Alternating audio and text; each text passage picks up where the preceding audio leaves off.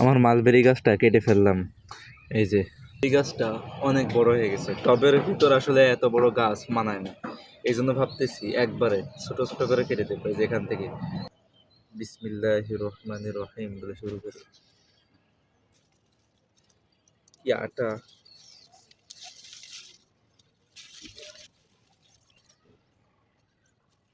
শক্ত আছে, আমি যেমন নর্মাল মনে করিলাম এরকম নর্মাল না।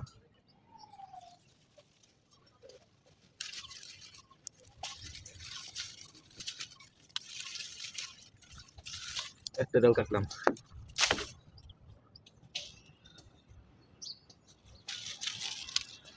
আহ, কাটা কমপ্লিট। কত বড় গাছ, কতটুকু হয়ে গেছে। এই যে গাছের এই যে এখানে এখানে এখানে এই সব দিক দিয়ে মনে হচ্ছে বের হবে, গাছের ডগা বের হবে, ঠিক আছে।